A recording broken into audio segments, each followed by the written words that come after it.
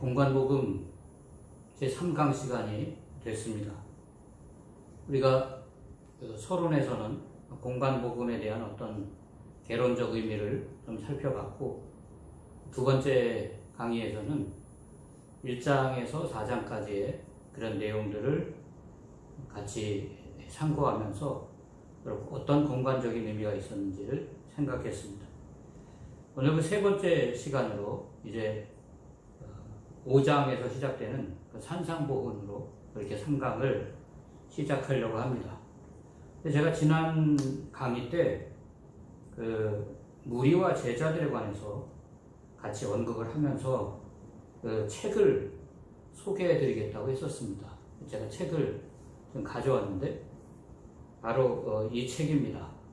이게 팬인가 제자인가 하는 그런 책인데, 여기 성경에는 이제 무리로 나와 있지만, 그러나 또 현대적으로 생각해 본다면 뭐 팬일 수도 있겠죠. 어쨌든 우리가 후회 없이 제자의 길을 가기 위해서 필요한 게 무엇인가? 두란노에서 나왔고, 카일 아이들먼이라는 분이 지었고, 정성묵이라는 분이 이것을 번역을 해서 이게 책으로 나왔는데, 저희가 저희 교회 청년들하고 같이 이 책을 같이 참고했었는데 상당히 유익이 있었습니다. 혹시 학생 여러분들도 허락이 되신다면 이 책을 사서 이렇게 읽어보시면 내가 가는 길이 제자의 길인지 혹시 팬의 길은 아닌지 한번 생각해 볼 수도 있을 것입니다. 오늘 산상보훈이 이제 여러 가지로 나와 있기 때문에, 그래서 이제 지금 산상보훈이 14번인데 14번에 1, 2, 3, 4 이렇게 나가려고 합니다. 1번 산상보훈에서 제일 먼저 나오는 건 이제 팔복입니다. 팔복. 근데 이 팔복은 다른 성경에는 없어요. 있긴 있는데 여기 조금 저기 조금 그렇게 되어 있고, 특히 누가복음에는 또 일부가 들어있지만 어떤 이 마태복음처럼 구체적이지 않고 일부가 일반적인 복을 언급하는 것처럼 그렇게 언급을 하고 있어요. 마태복음에서만 조금 이 팔복을 좀 구체적으로 그렇게 기록하고 있습니다.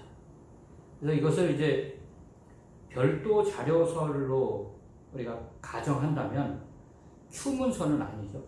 왜냐하면 큐문서라면 누가나 마가나 같이 이것을 채택을 했을 거니까. 그래서 이것은 큐문서는 아닌 마태만의 M문서에서 비롯된 것으로 우리가 이렇게 추론할 수 있습니다. 정확한 건 잘 모르죠. 팔복에서 마태가 강조하는 복은 일반적이지 않습니다. 오히려 세상 사람들은 이것을 화라고 여기거나 또는 뭐 운이 없다고 여기거나 그렇게 여기는 것들인데, 우는 자들, 애통하는 자들, 가난한 자들, 이거 다 세상 사람들 별로 그렇게 좋아하지 않는 그런 내용 아닙니까? 그런데 이것을 복이라고 강조함으로써 신자의 복된 길은 세상을 역행하는, 세상을 오히려 거슬러 올라가는 길이라는 것을 가르쳐 주는 것입니다.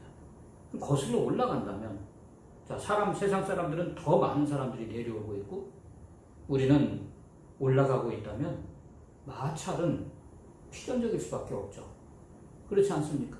우리가 횡단보도를 건널 때나 이럴 때 경험하는 바지만, 사람들이 많이 오는데 자기 혼자 거기 반대편으로 가자면 부딪힘을 할 수밖에 없는 것이죠. 그래서 거슬러 올라가는 성도이기 때문에 세상과의 마찰은 필연적일 수밖에 없다. 아무 마찰도 없이 내가 가고 있다면 그냥 세상 사람들과 같은 방향이 아닌가, 이렇게 생각해 볼 수 있습니다. 누가는 심령이 가난한 자라든지 의에 줄인 자라든지 이렇게 설명하지 않고 그냥 가난한 자, 또 줄인 자, 우는 자, 이런 자를 복 있는 자로 그렇게 정하고 있어요. 그러니까 생략한 거죠. 영적인 면. 그래서 왜 생략했겠나? 전제해서 만약에 이제 누가의 어떤 생각을 좀 우리가 대변해 본다면 영적인 면을 전제하고 그렇게 말씀하는 것이라고 그렇게 해석을 할 수 있습니다. 또 누가는 여기 이 팔복에서와 좀 달리 화가 있는 자에 대한 그런 언급도 하고 있습니다. 이건 이제 어떤 영적인 면에서는 잘 되지 않으면서 육신적으로 잘 되는 것에 대한 그런 경계의 말씀으로 그렇게 받아들여야 되겠죠. 그리고 이제 팔복을 하나하나 해석하자면 이건 좀 그러니까 이 정도로 다른 해석은 여러분들이 참고하시면 좋겠고, 그 다음에 팔복 두 번째는 소금과 빛에 관한 그런 내용입니다. 마태복음 5장에 있고 마가복음 9장에 있고 또 누가복음 8장, 누가복음 14장 이렇게 좀 나누어져 있죠. 그래서 세상의 소금과 빛이다 이렇게 같이 되어 있는 말씀은 마태복음에만 있어요. 마가복음은 소금만 언급을 해요. 누가는 8장과 14장으로 나누어서 소금과 빛에 대해서 기록을 하고 있습니다. 그래서 이 구절도 마태의 기록이 좀 더 잘 된 것으로 그렇게 볼 수 있는데, 유일하게 세상의 소금과 세상의 빛이 바로 성도인 것이다. 그렇게 우리에게 교훈하고 있죠. 글쎄요, 세상의 소금이다. 세상의 빛이다. 물론 우리가 교회 안에서도 소금과 빛의 역할을 감당해야 되지만 사실 그 앞서 나오는 말, 세상에 라는 말에 우리가 더 집중을 해야 됩니다. 그래서 소금과 빛은 세상에 필요한 것이다. 세상에 필요한 것.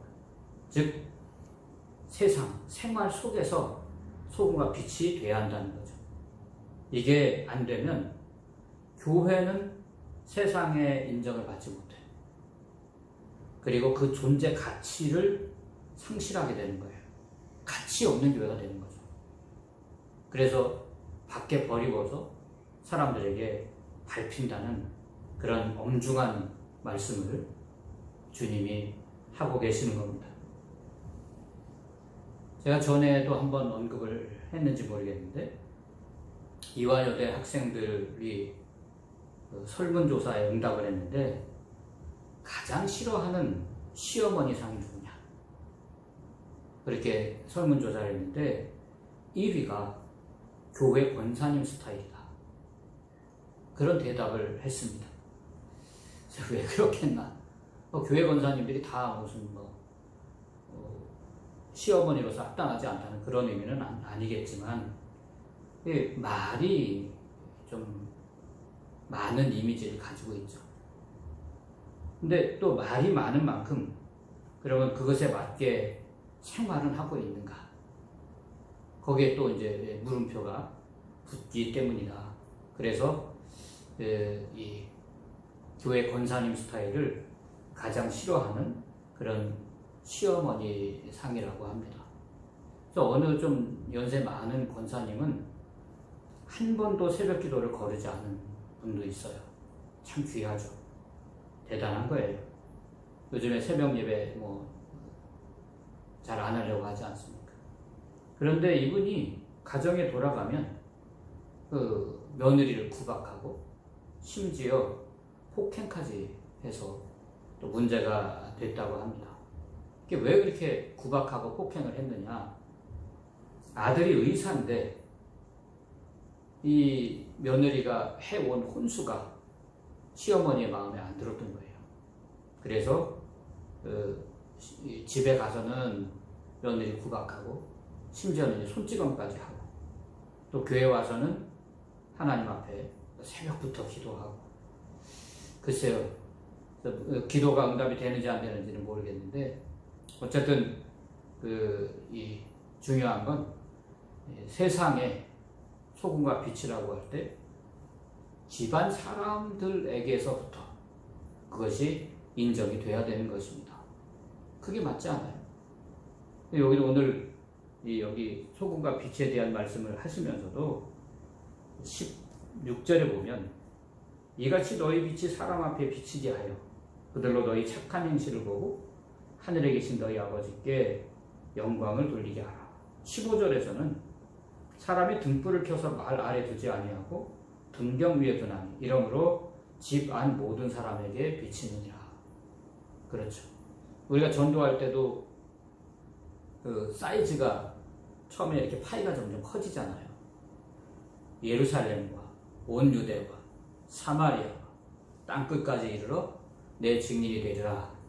사이즈가 이렇게 커지는데 그런 것처럼 우리가 어떤 소금과 빛의 역할을 한다고 할 때도 이 가정에서부터 소금과 빛의 역할이 될 때 그때 그런 심성, 그런 신앙을 가진 사람이 또 사회에서도 그렇게 나타나게 될 것입니다.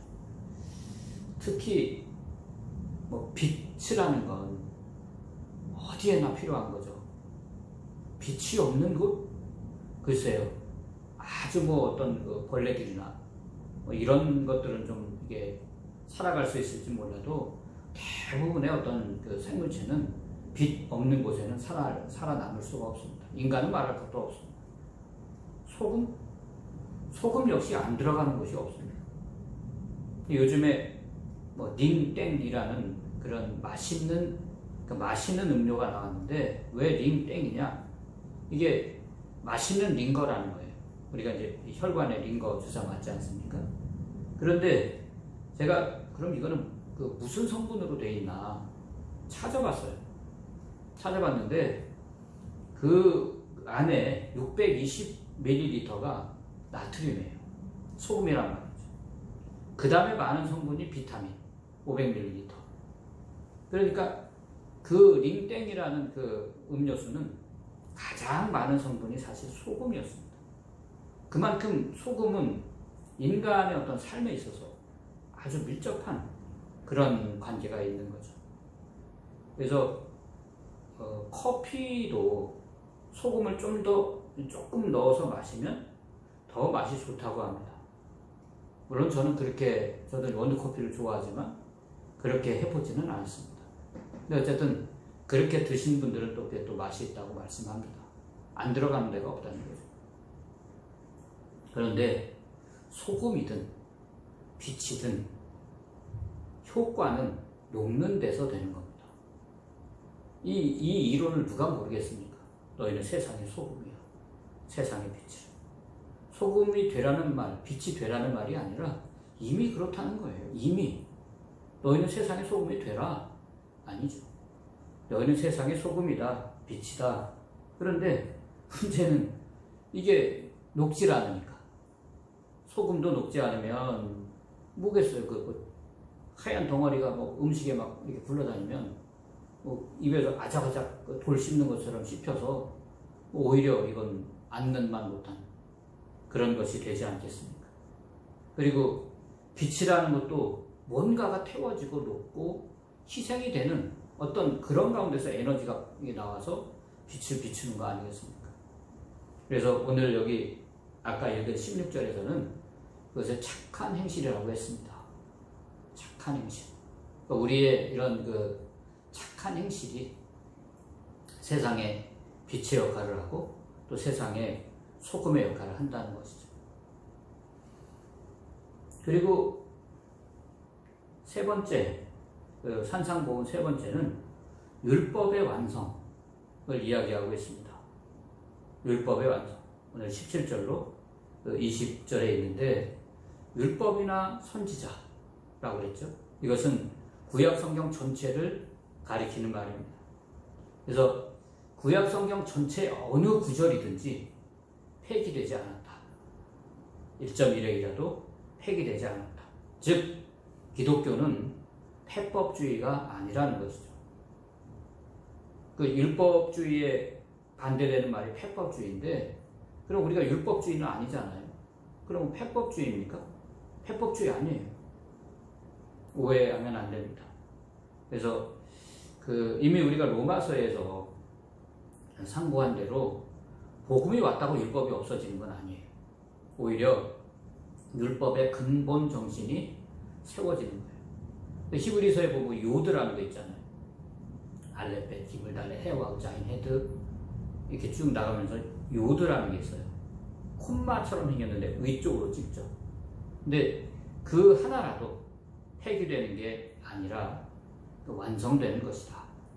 여기 1.1 획이라도 없어지지 아니하고 다 이룬다 하는 말씀이 바로 그런 의미라는 거죠. 그런데 여기 예수님이 20절에서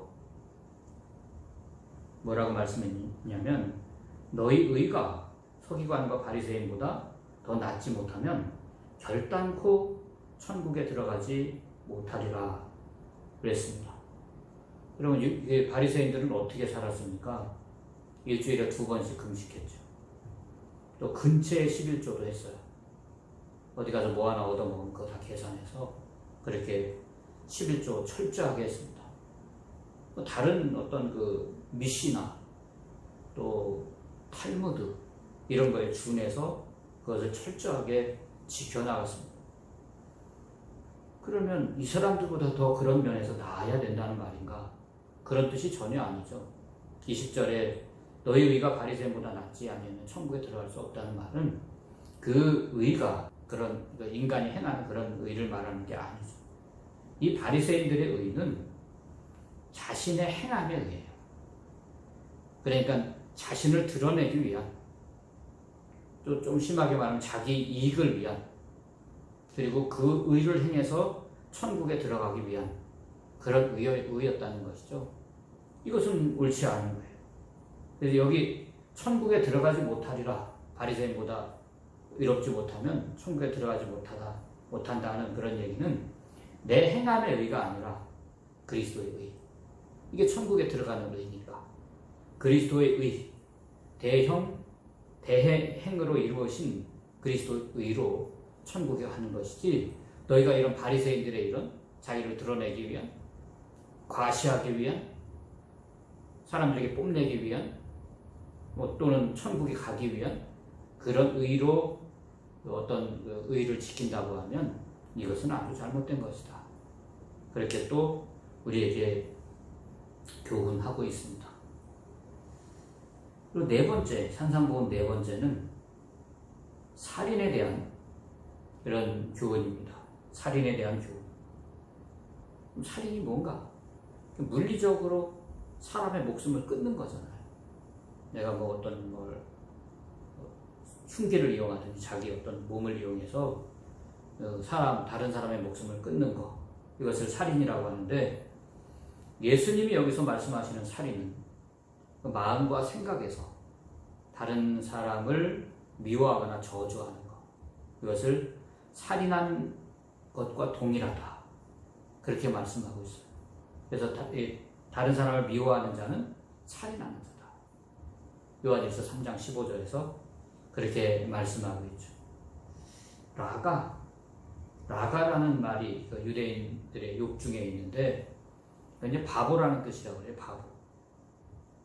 그리고 또 미련한 놈이라는 욕은 하나님을 모르는 자, 또 하나님과 부모를 거역하는 자라는 뜻의 그런 욕설이라고 합니다. 참 아주 좋지 않은 그런 욕설이죠. 그래서 그러면 이렇게 상대방에게 욕을 먹는 사람이 어떤 처벌의 대상이 아니라 욕설을 하는 자가 처벌의 대상인 거예요. 특히 하나님을 모르는 자라는 이런 말은 이스라엘 백성들에게 있어서 심한 저주죠. 아주 심한 저주. 그렇지 않겠습니까? 하나님을 알고 하나님을 믿어서 구원받고 하나님 나라에 가는 것인데 그걸 모른다? 그럼 너는 천국에 들어가지 못하는 자라, 즉 지옥불에 떨어지는 자라, 이런 표현이기 때문에 이건 아주 심한 그런 욕설이라고 볼 수 있습니다.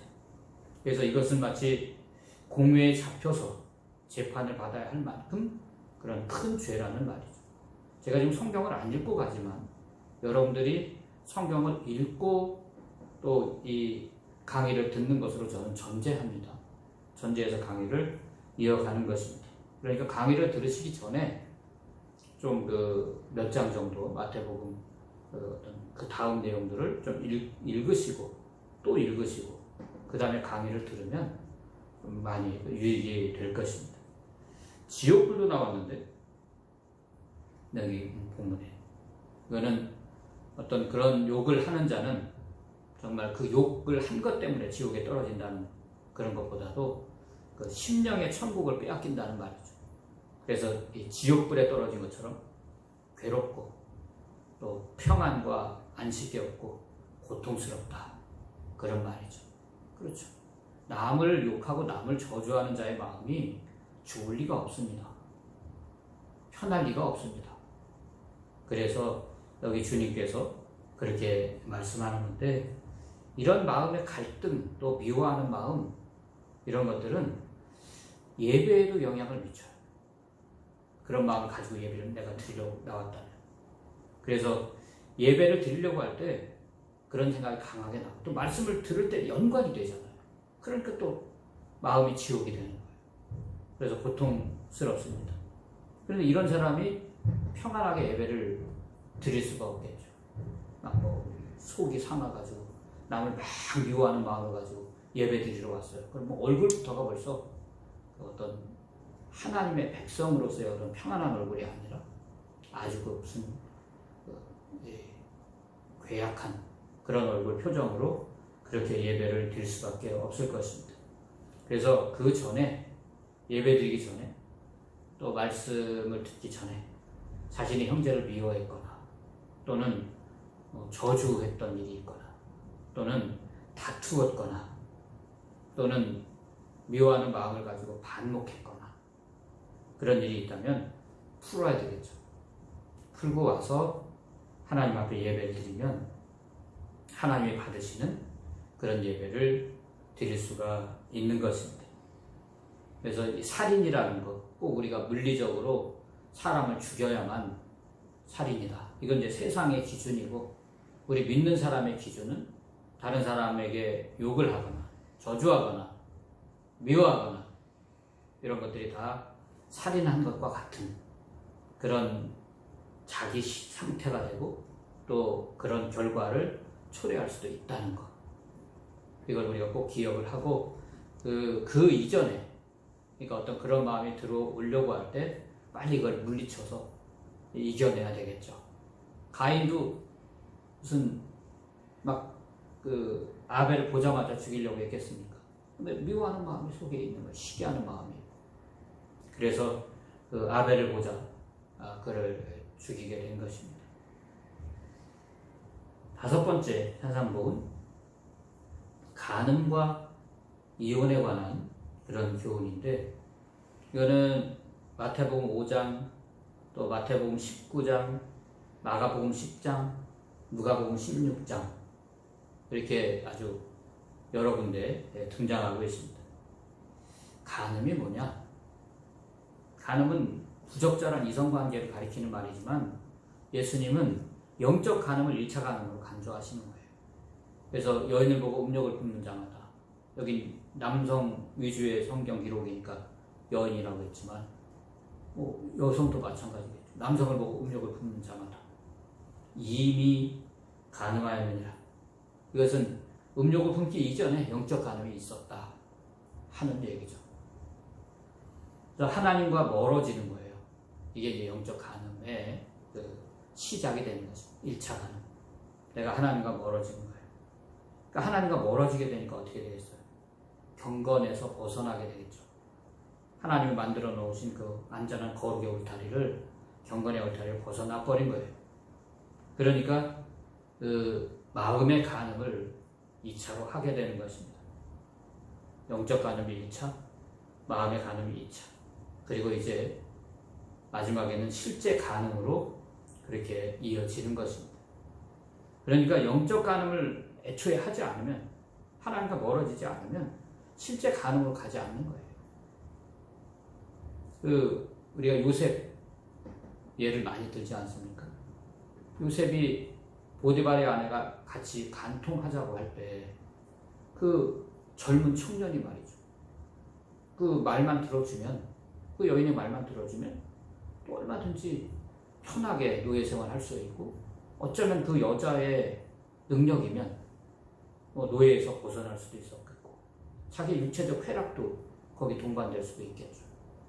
그렇지만 영적 간음을 못하겠다는 거예요. 요셉은. 이게 참 귀한 것입니다. 내가 하나님께 간음해서 이거 부끄러워서 어떻게 하겠느냐. 그래서 자기 속에서 막 올라오는 어떤 육체적 욕망, 그리고 그 여인의 유혹, 이런 것들을 물리치기 위해서 밖으로 도망을 했던 것입니다. 그래서 이런 이 영적 간음이 결국은 실제적 간음으로 그렇게 이어지게 될 수밖에 없다 하는 얘기죠.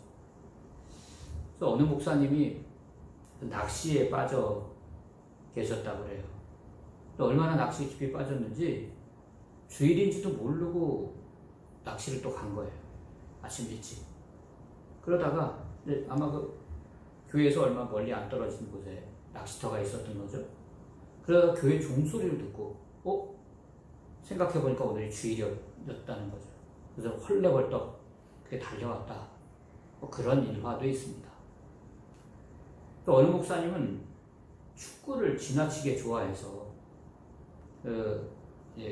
축구에 많이 이렇게 빠졌는데, 하필 그 예배드리는 시간이 어떤 월드컵 뭐 우리나라 경기를 하는 그런 시간이었던 것 같죠. 그래서 이분이 이제 예배도 인도해야 되겠고 축구도 봐야 되겠고, 그래서 강대상 아래에다가 이렇게 조그만 테레비를 이렇게 놓고 그게 이제 이렇게 보면서 이렇게 슬쩍슬쩍 그렇게 했다는 거예요. 그런데 이제 축구가 아주 이게 흥미진진하게 박진감 있게 막 이렇게 가다 보니까 그만 막 이 골이 들어갈 만한 그런 상황이 됐다는 거죠. 그래서 그 예배 설교하면서 막 이렇게 얘기를 했었다. 뭐 그런 우스운 이야기도 있습니다. 뭐 누가 지어낸 건지 그건 잘 모르겠습니다. 어쨌든 우리가 영적 간음에 빠지지 않도록 조심해야 되는데, 오늘 여기 그 29절에 보면 먼저 눈 조심을 하라고 그랬습니다. 눈 조심. 그렇죠? 만일 내 오른 눈이 너로 실족하게 하거든 빼어내버리라 그랬습니다. 견물생심이라는 그 말이 있는 것처럼 보았을 때 마음이 거기로 이렇게 빠질 수가 있어요. 그리고 이제 그거 마음이 빠지게 되면 손으로 접촉도 할 수 있는 것입니다. 이스라엘은 남성 위주의 사회예요. 철저하게. 지금은 이제 많이 또 개방이 됐겠지만, 그러다 보니까 남자가 아내를 버리고 싶으면 이혼 증서를 써서 주면 그냥 이혼이 성립되는 그런 예가 많았어요. 버려지는 거죠. 아내였던 그 여성은 갑자기 버려지는 거예요. 그래서 이제 이 이혼에 관한 그런 내용이 오늘 여기도 있고, 또 19장, 마태복음 19장 3절로 9절에서도 구체적으로 언급이 됩니다.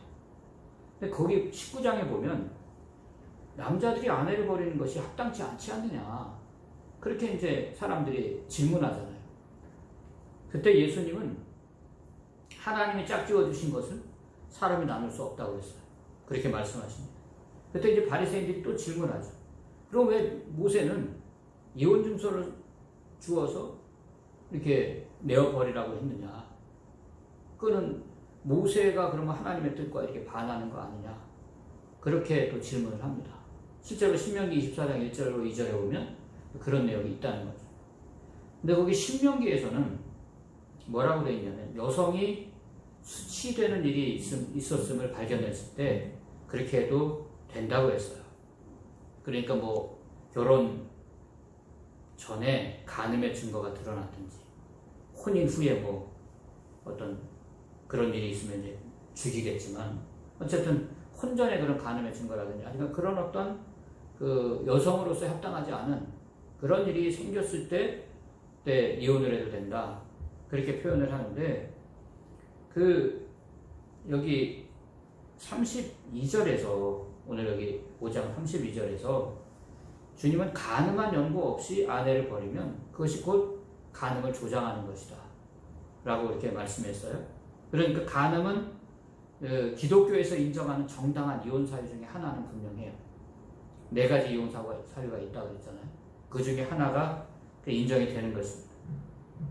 그래서 여기 오늘 5장에서는 이렇게 말씀했고 19장에서 이제 바리새인이 질문할 때 주님의 대답은 모세가 이혼증서를 써서 내어 보내라고 한 것은 그 당시에 남성들의 완악함 때문이다.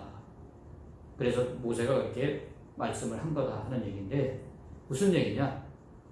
어떤 여자가 부정한 연고 없이 이혼하면 안 된다. 그래 놨더니 이 못된 남자들이 어떤 다른 이유로 여자를 자기 아내를 모함해서 죽이는 일이 자주는 아니겠지만 그러니까 상당히 많이 일어났다고 합니다.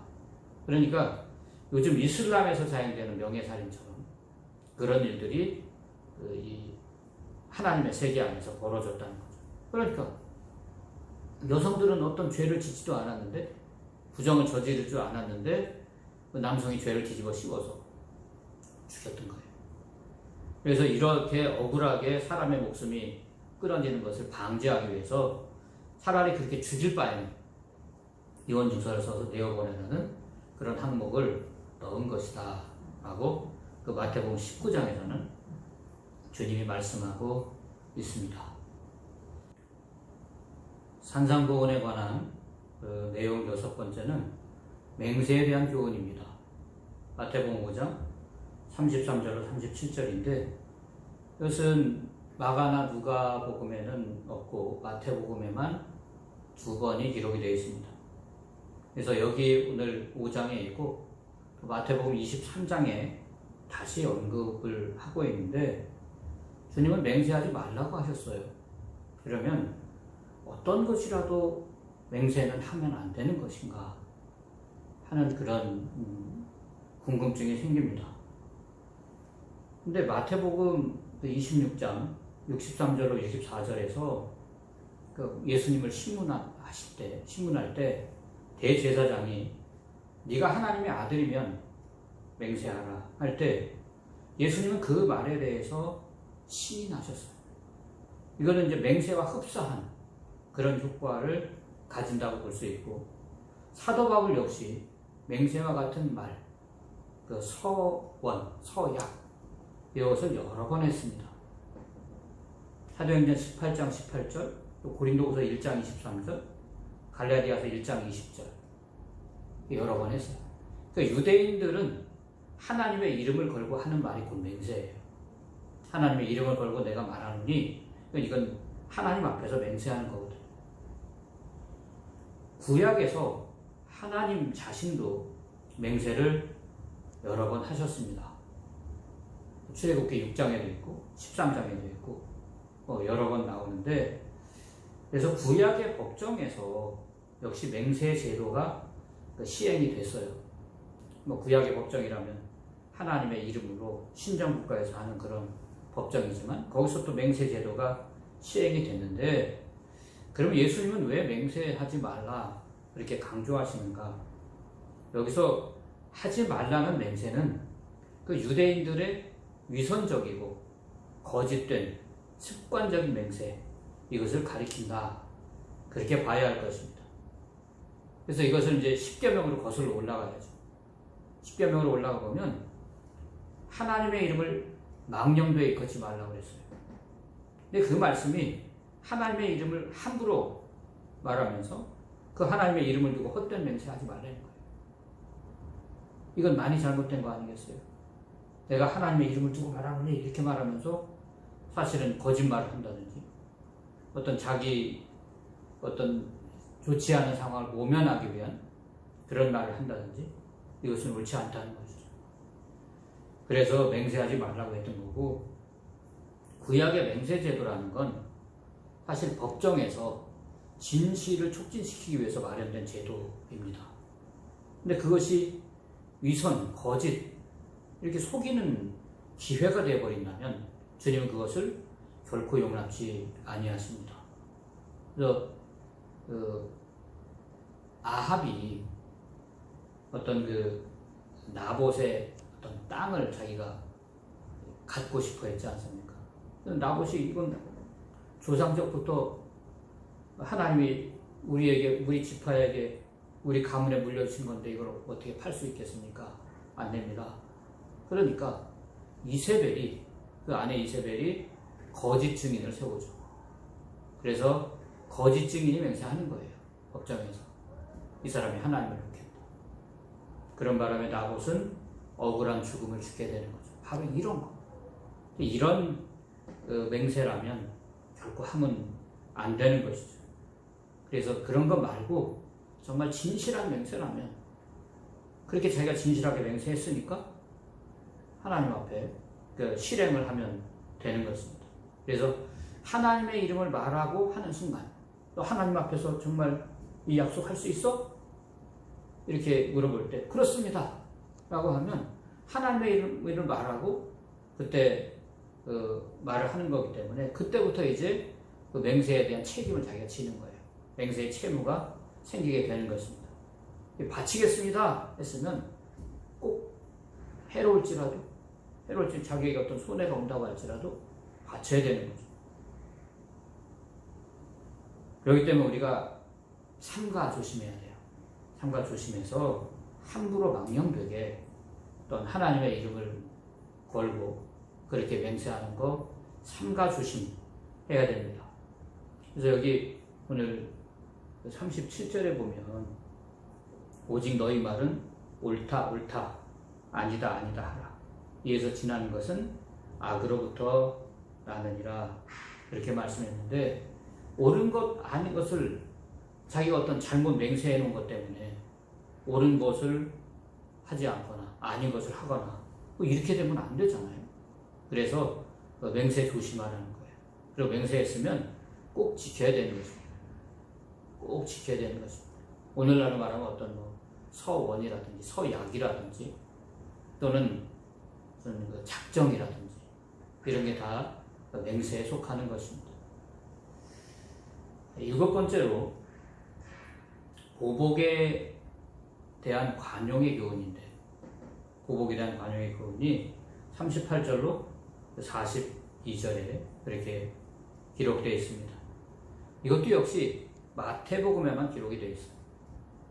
모세율법에는 눈에는 눈으로 또 이에는 이로 그렇게 갚아라 이렇게 교훈하잖아요. 출애굽기 21장 24절에서.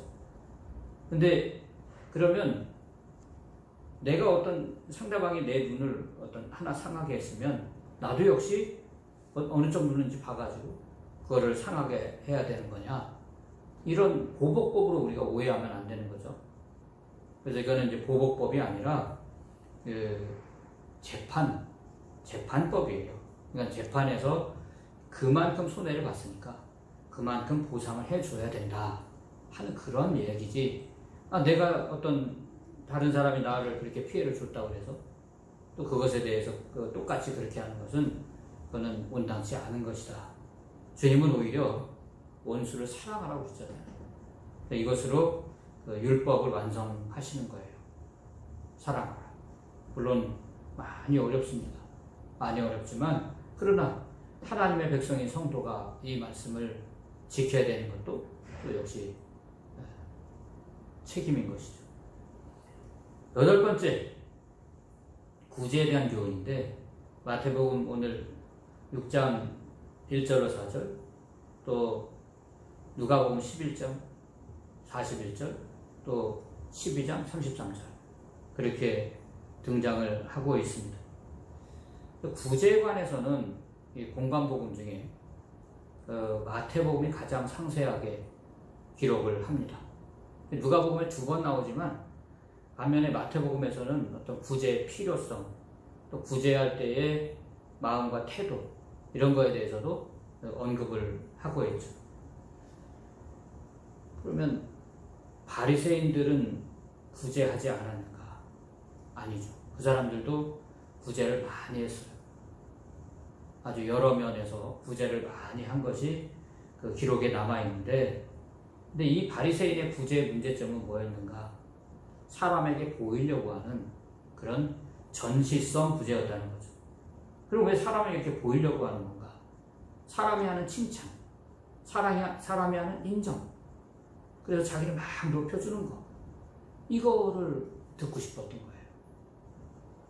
그래서 예수님이 사람에게 보이려고 하는 구제 그거 하지 마라 하는 것이죠. 그거 하지 말고 마음에 있는 그런 구제를 해라. 마음에 있는 구제. 누가복음 11장에는 그렇게 말씀하고 있습니다.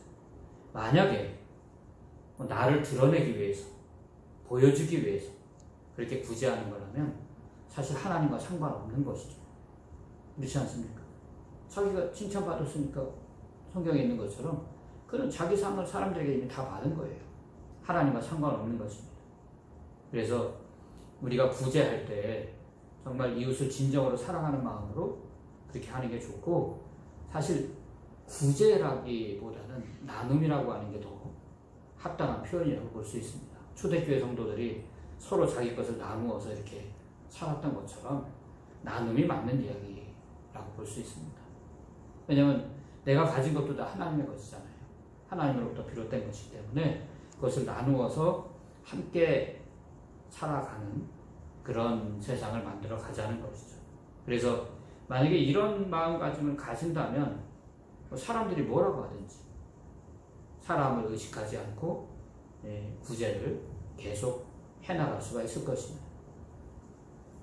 9번째 산상보훈의 교훈은 기도의 태도에 대한 그런 교훈이죠.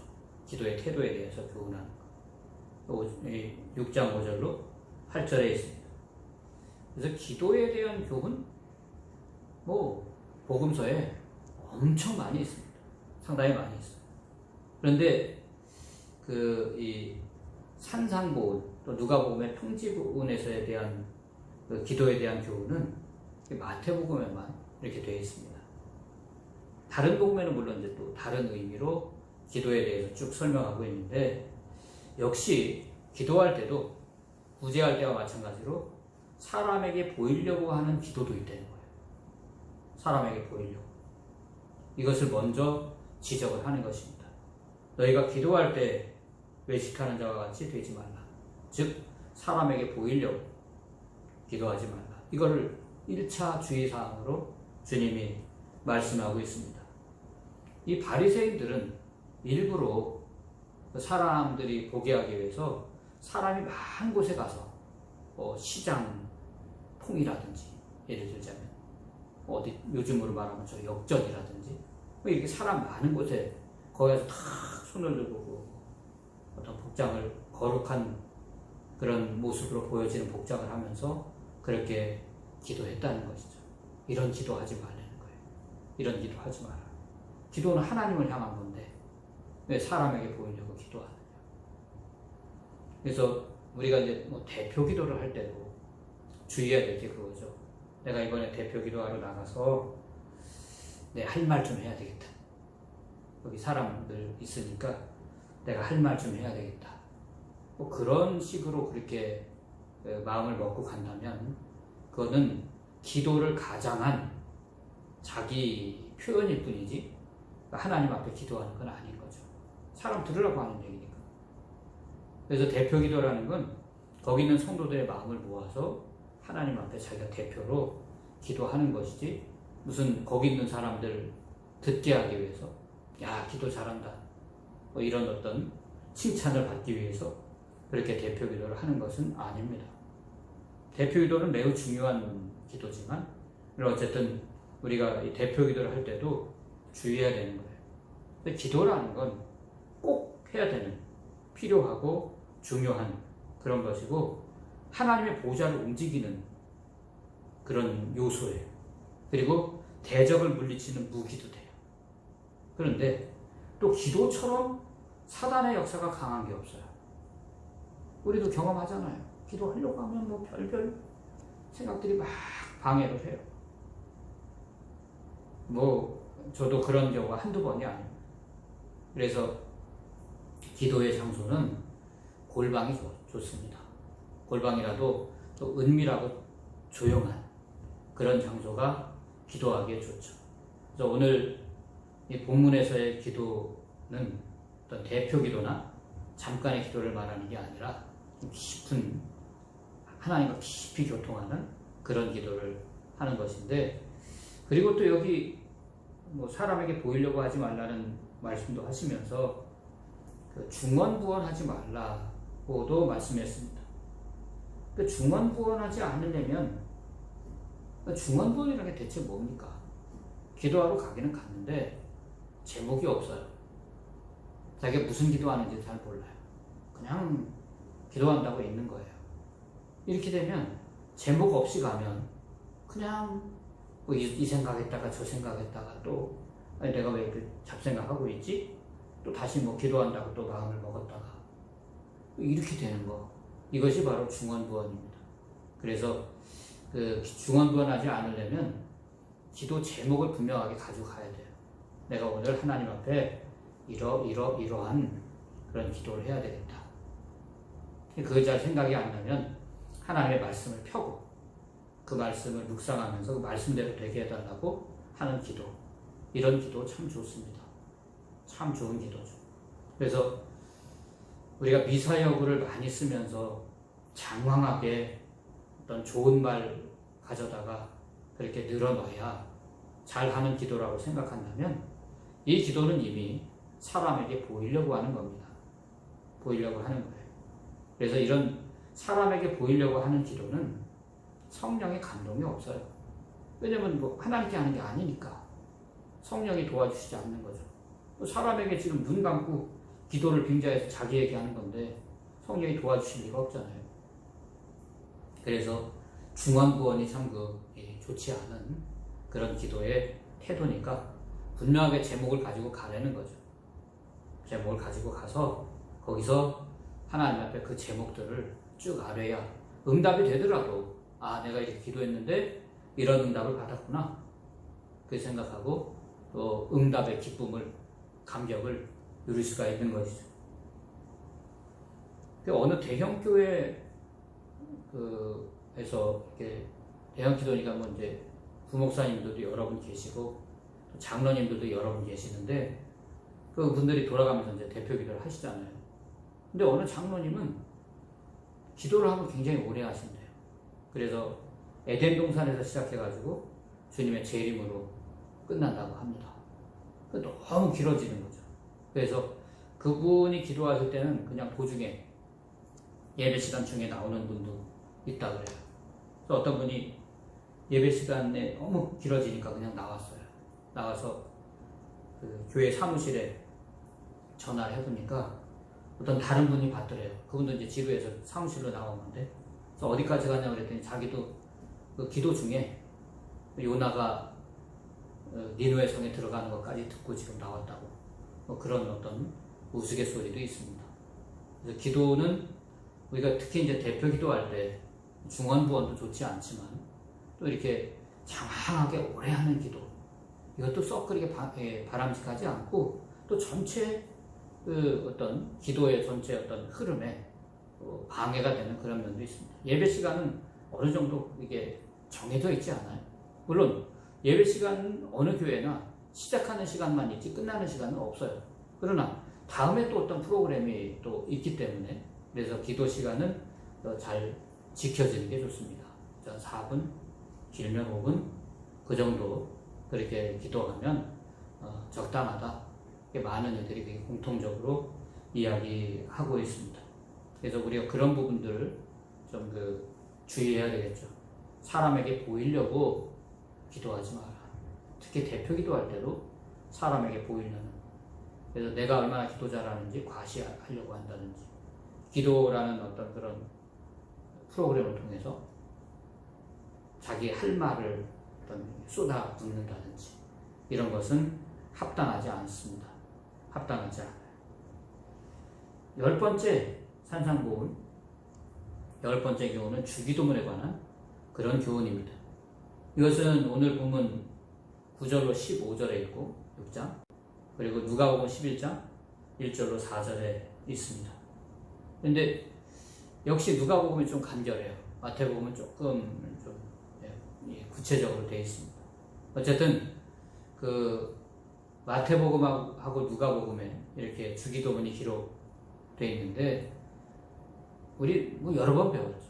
여러 번 배웠고 잘 알고 있으며 가장 모범적인 기도예요. 주님이 가르쳐준 기도 중에 가장 모범적인 기도. 그런데 사실 가장 엉터리로 할 때가 많은 그런 게 주기도문입니다. 정말 주의해야 될 기도. 그래서 우리가 무슨 새벽 예배 마칠 때라든지 어떤 뭐 신방 가서 예배를 마칠 때라든지 하여간 우리가 주기도문을 자주 하는데 이게 자주 하다 보니까 자기도 모르는 사이에 주문을 외우듯이 그렇게 기도하는 그런 경우가 많이 있습니다. 저도 그런 경험이 여러 번 있습니다. 그래서 주의하는 거예요. 제가 주기도문을 할 때 혹시 어떤 중언부언하듯이 주문을 외우듯이 그런 기도에 대한 주기도문의 내용에 대한 그런 어떤 간절한 소망이 없이 그냥 하는 이거 아주 좋지 않다는 것이죠. 상투적인 주문처럼 그렇게 하지 말아야 된다는 것이죠. 이것이야말로 중언부언인 것입니다. 보통 기도할 때 그 기도 끝무렵 하기 때문에 끝무렵 다음을 자꾸 생각하는 경우가 있어요. 물론 제 경험에 지금 비추어서 말씀하는 겁니다. 그래서 이 주기도문이 끝나면 그럼 그 주기도문 하는 의의가 뭡니까? 그냥 끝냅시다 하는 게 차라리 낫지. 그렇지 않겠어요? 그래서 그런 면에서 주님이 가르쳐 주신 가장 훌륭한 그런 가장 모범적인 가장 아름다운 하나님 나라를 위한 기도 중에 가장 아름다운 그런 기도인데 오히려 그걸 반복하다 보니까 가장 엉터리로 할 때가 많다는 거. 이것을 우리가 주의해야 됩니다. 물론 오늘 본문과는 이제 뭐 거리가 멀지만 그걸 우리가 주의하면서 그렇게 기도해야 될 거라는 거죠. 주기도문의 내용은 여러분들이 교회에서 많이 또 배우고 상고했을 거기 때문에 생략을 하는 거죠.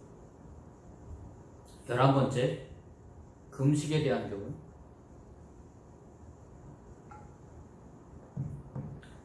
그래서 여기 산상보훈 중에 금식에 대한 교훈도 마태복음에만 기록이 되어 있어요. 여기서도 또 여전히 주님은 사람에게 보이려고 하지 말아요. 만약에 사람에게 보이려고 한다면 금식을 하기는 하겠지만 아무런 효과도 기대하기 어렵습니다. 금식의 목적이라는 건 내 신앙을 과시하고자 하는 목적이 아니에요. 많은 이들이 여기서 오해하는 거죠. 내가 40일 금식했다. 이런 분들 중에 교만이 안 들어간 분이 거의 없다고 그래요. 그렇게 내가 오랫동안 금식 기도했다. 너희들 해봤어? 나는 그런 사람이야. 하고 어떤 자기를 과시하는데 40일 금식했던 그것을 그 경험을 거기다가 이렇게 사용한다고 하면 이건 정말 합당하지 않은 것이죠. 정말 합당하지 않은 것입니다. 바리새인들은 그렇게 했어요. 그래서 주님이 이 말씀을 하시는 거예요. 금식을 과시하려고 일부러 머리를 막 풀었습니다.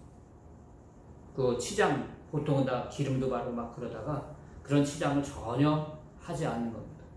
그러니까 평소에 아주 거룩한 모습으로 다니던 지도자가 저런 모습으로 다니니까 왜 그렇게 다니십니까? 그러면 지금 저 금식 중입니다. 자기 믿음 과시하는 거죠. 자랑하려고 하는 금식을 자랑하려고 하는 그런 마음이 있기 때문에 그래서 그렇게 한다는 것이죠. 오히려 주님은 더 안 하는 것처럼 머리에 기름을 바르고 깨끗하게 치장하고 그래서 그 사람들이 금식을 하는지 안 하는지 모르게끔 그렇게 하라는 거예요.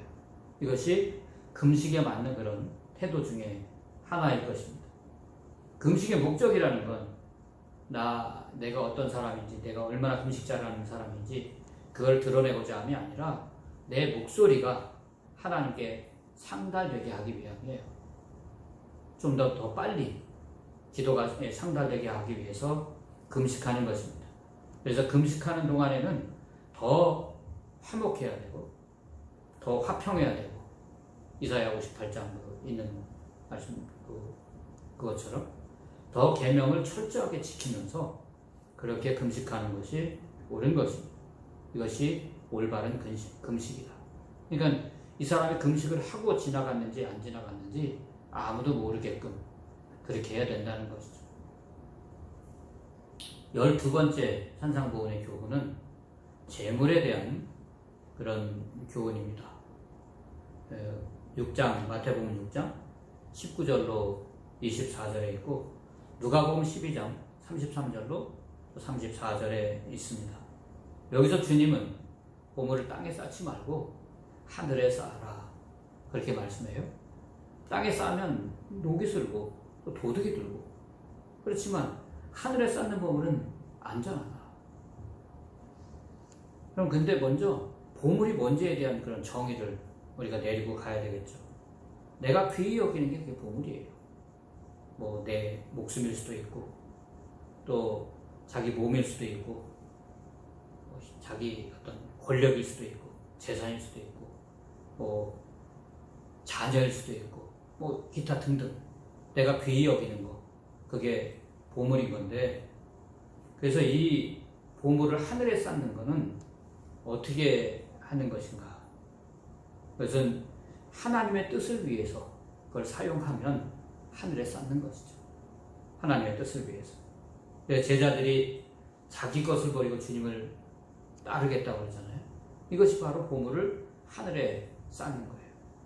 반면에 이것을 세속적인 목적에 사용한다면 그러면 땅에 쌓는 것이죠. 땅에 쌓는 것. 물론 우리가 가진 것들을 전부 다 온전히 하나님을 위해서만 그렇게 사용하기보다는 오히려 우리를 위해서 사용하는 것이 많죠. 훨씬 많지만 어쨌든 우리가 귀히 여기는 것들을 하늘에 쌓아두기를 원하는 그런 신자라면 하나님을 위해서 그렇게 사용할 줄 아는 그런 사람이 돼야 된다는 거예요. 누가복음에 의하면 자기 재물을 이용해서 구제하는 것 역시 하늘의 보물을 쌓는 거라고 했습니다. 괜찮죠? 얼마나 귀한 일입니까? 꼭 하나님 교회 이거와 관련된 게 아니라 다른 사람과 나눔의 삶을 사는 것 자체도 하나님의 뜻에 맞는 사용이잖아요. 그러니까 하늘의 보물을 쌓는 거죠. 근데 이렇게 보물을 하늘에 쌓게 되면 좋은 점이 뭐냐면 마음도 거기에 가 있다는 거예요. 마음도 거기에 가 있다. 늘 거기를 사모하면서 그렇게 살아간다는 거죠. 사모하면서 살아간다. 참 좋은 이야기인데, 그런데 오늘 여기 6장 23절로 24절에서 갑자기 눈에 대해서 말씀을 하고 있습니다. 보물을 이야기하다가 갑자기 이거 22절부터 23절 이렇게 어떤 눈에 대해서 갑자기 말씀을 해요. 성한 눈과 나쁜 눈 이걸 말씀하시는데 대체 보물과 눈과 무슨 상관이 있단 말인가? 그렇잖아요. 보물하고 눈하고 무슨 상관이 있는가? 상관이 있습니다. 보물을 하늘에 쌓으면 그만큼 심령이 밝아져요. 늘 천성을 바라보며 사니까. 그러면 영안도 밝아집니다. 그 사람의 영안. 지금 한국의 영계가 어떻게 돌아가고 있는가? 지금 영적 전선이 어떻게 되고 있는가? 우리가 막 밀리고 있잖아요. 사탄의 역사가 막 강하게 나타나고 이런 걸 볼 수 있다는 것이죠. 볼 수 있다는 겁니다. 그래서 보물을 하늘에 쌓는 거하고 눈하고 연관이 있는 거예요. 심령의 눈이 밝아진다는 거예요. 영안이 밝아진다. 왜? 늘 천성을 사모하면서 그 사람의 심령이 밝아지니까 영안도 밝아진다. 반면 땅에 보물을 쌓는 사람은 그만큼 심령이 어두워요. 늘 거기만 바라보니까. 그 영안도 어두워집니다. 영안이 어두워지면 그 사람의 삶 자체가 어떤 영적인 것을 추구하지 못하고 육신에 매이는 이런 삶을 살 수밖에 없다는 것이죠. 재물을 하늘에 쌓는 사람은 재물을 주인으로 섬기지 않습니다. 그러나 땅에 쌓는 사람은 재물을 주인으로 섬깁니다. 그러니까 재물이 주인이니까 재물의 지배를 자기가 받아요. 내가 재물을 이용해야 되는 건데 오히려 그 지배를 받는다는 말이죠. 그렇기 때문에 어떤 다른 하나님을 위해서 또는 다른 사람을 위해 이웃을 위해서 바치거나 나누지를 못하고 그저 그것만 묵혀지고 있다는 것이죠. 주님이 단호하게 말씀하시는 거예요. 신자 중에도 재물을 주인으로 섬기는 자가 있으면 하나님 기뻐하지 않는다. 용납하시지 않는다. 그렇게 단호하게 말씀하고 있습니다. 13번째 산상복은 염려에 대한 교훈입니다. 염려에 대해서 교훈하는 건데 마태복음 6장 25절로 33절, 누가복음 12장 22절로 31절. 전체 9절에 비하면 상당히 많은 성구를 염려에 대한 교훈으로 그렇게 말씀하고 있습니다. 마가복음에는 이 내용이 없어요. 그래서 아마 그 Q 문서는 아니고 그 L 문서하고 M 문서 거기서 이렇게 가져온 게 아닌가 이렇게 생각을 할 수 있습니다. 자, 이 염려에 대한 교훈은 땅의 보물을 쌓는 것과 이제 연결이 되죠. 사람이 땅의 보물을 쌓는 까닭은 그것을 주인으로 섬기면서 살기 때문이죠. 그러니까 자기가 주인으로 섬기는데 어떻게 이용을 하겠어요? 자기 주인인데. 그러니까 자기가 자기 주인으로 섬기는 그것이 부족해지거나 없어진다면 얼마나 염려가 크겠어요. 내 우상이 없어지면. 그래서 라반이 라헬이 우상 들고 도망가니까 쫓아가잖아요. 쫓아가서 우상 가져간 거 내는 거. 못 찾고 돌아가긴 하지만 어쨌든 그런 정도로 자기 우상이 없어지는 건 큰 문제죠. 그래서 염려하는 거예요. 염려하는 것입니다. 그러니까 이 삶의 염려 때문에 어떤 무엇을 먹을까 마실까 입을까 염려하는 것은 사실은 그것이 그 사람에게 보물이 되어 있다는 거죠. 더 나아가 우상이 됐다는 거예요.